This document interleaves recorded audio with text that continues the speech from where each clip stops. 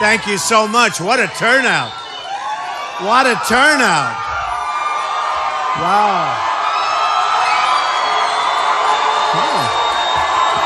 Thank you. I want to thank Paul. Boy, I'll tell you. I love tough people. You need tough people, and he's a tough cookie. And when we got his endorsement, we were thrilled. I will tell you that. He's a great guy. You know, I was doing a little bit of a thing called a debate.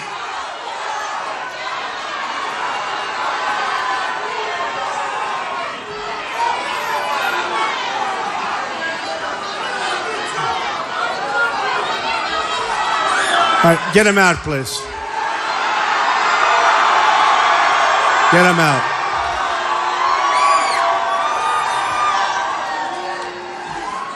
What are they doing, right? What's the purpose? What are they doing? Well, he gets a little television time, I guess. But, you know, I was going to the debate, and I was going directly in from Florida. I'm down in Florida. We're campaigning. We're doing really well in Florida. We're campaigning against a guy that has the worst voting record in the history of the state of Florida, named Rubio. I call him lightweight. He's a lightweight. But got the worst record in the history of Florida, so I don't know. I should do well there. Let's hope I do well there. I love Florida. But I was going to Detroit, and I said to my people, I have to stop in Maine. I just had to stop in Maine. So I wouldn't say that it's a very direct route, would you say? Instead of going this way, I went this way, and that is good. I'm so glad. And you know, to put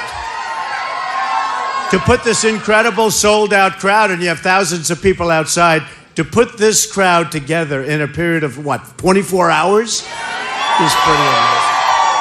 And Maine is amazing. You know, Maine is one of the most beautiful places on earth. And people don't realize how large your land mass is. I was talking to Paul. As large as all of New England, when you think of it. That's some piece of land. Can I buy some, please? Can I buy some? Can I buy some? So, you know, I've been watching with great interest as we get to, go down the line. We've had some amazing results. And right nearby with New Hampshire, it was an amazing, incredible thing. And by the way, every single time I went to New Hampshire, whenever I met with people, they'd always say, number one problem, heroin. Number one problem. And I'd say, how's that possible? You know, you look at these beautiful fields and the beautiful little roads and everything's so beautiful. And it was the number one problem. And it comes from our southern border. And we're going to close up that border. And we're going to build a wall. And we're going to stop the drugs from coming in. Believe me. We're going to stop. And people are going to come into our country, but they're going to come in legally. They're going to come in legally. But we're going to solve the problem. But, you know, I watched these pundits. And when I first started, my wife Melania and we came down the escalator, right? And I first started, and it was an amazing thing. I said, you know, we have to do something because we have people that don't know what they're doing. They don't know what they're doing in running our country.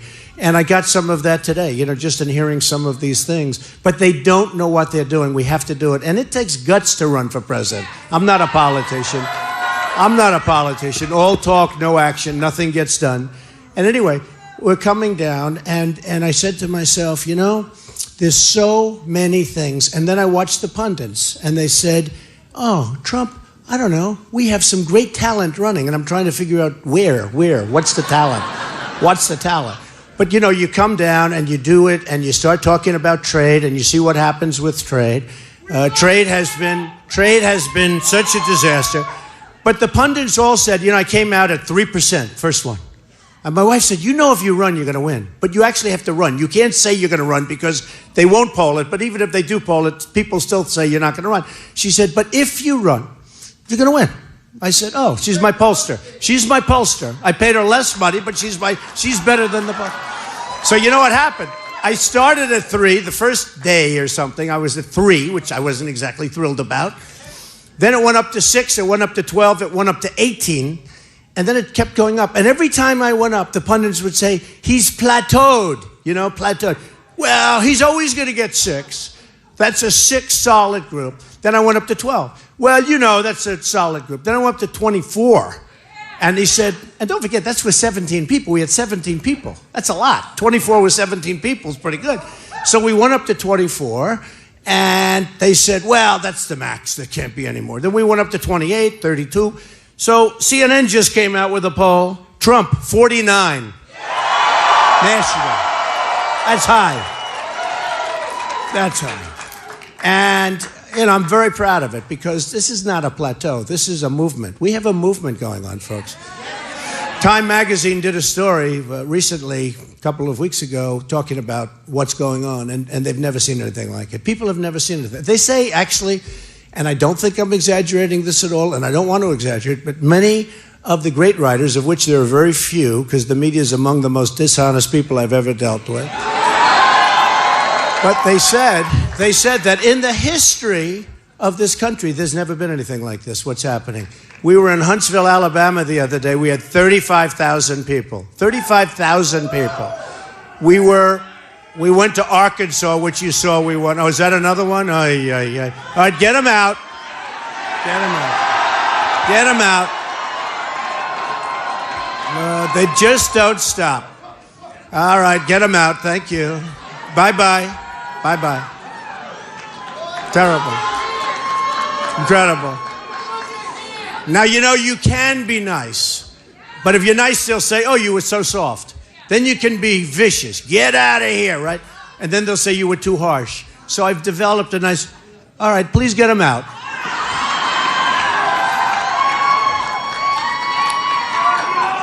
It's incredible. I love you too. I love you too. I love you too. And by the way, I'm self-funding my campaign. I'm putting up all my money. I'm not... But you have to do all I want. I don't want your money. I just want one thing. You vote on Saturday. Get out and vote. Don't forget, I did that big, long turn. Slightly long. It did a big turn. So you can get out to vote, okay? That's the least you can. So, thank you. Thank you very much. So, our country and our theme is Make America Great Again.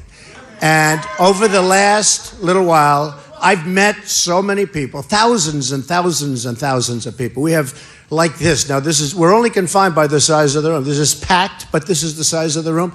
Thousands and thousands of great, great Americans. And I have more confidence in this country now than I've ever had before. I have seen, millions of people, really, because when you get 35, 40,000 people for rallies, and we have by far the biggest rallies, I will say that. And Bernie is second. He's second, but he's a distant second. But he is second. I have to give him credit for that. But we have by far the biggest, and I see by far the most people. And this country has unbelievable people that love our country. Just remember that. And I want to see the day in the not too distant future when Apple makes their iPhones in this country and not in China and all of these other places. Now, I heard, and I saw just a little bit of it, but I heard that Mitt Romney made a fairly long speech. And honestly, I thought I'll just address it quickly because it's irrelevant. Look, Mitt is a failed candidate. He failed. He failed horribly. The third debate... He failed badly. That was a race, I have to say, folks, that should have been won. That was a race that absolutely should have been won. And I don't know what happened to him. He disappeared. He disappeared. And I wasn't happy about it, I'll be honest, because I am not a fan of Barack Obama, and that was a race. And I backed Mitt Romney. I backed him. You can see how loyal he is. He was begging for my endorsement. I could have said, Mitt, drop to your knees. He would have dropped to his knees. He was begging. Sure. He was begging me. And did you see how great? He said, oh, I'm not big like him. He's the great businessman, all that stuff. Well, since then, I've done much better. And now he tries to demean, but we'll talk about that in a second. But Mitt was thinking about running again. He ran a horrible campaign. It was a campaign that should have never been lost. You're running against a failed president. He came up with the 47%. He demeaned 47% of the people in our country, right? The famous 47%. Once that was said, I'll be honest, once that was said, a lot of people thought it was over for him. Then the last month and a half, he disappeared. And I called his people. I said, you have to do yourself a favor. Obama, say what you want. He was on Jay Leno. He was on David Letterman. He was all over the place the last 3-4 weeks. Mitt was looking for zoning for a 9-car garage or something in California, right? I said, what's he doing? Who cares about a garage? You're running for president. And Mitt was a disaster as a candidate. So what happened, and it was very strong, and I think if the press goes back, they'll see it. When I heard he was running again, and I wasn't sure I was going to be running, but I was very, very strong to Mitt and to everybody, and publicly, not to talk to him, because I didn't even want to talk to him. I was so disappointed in him, because he let us down. He let us down. You know, it's one thing you lose, and you work, and you work, and you go. He let us down. He should have won. Something happened to him. He went away. He was gone. He was horrible in the third debate. It was a horrible, something happened.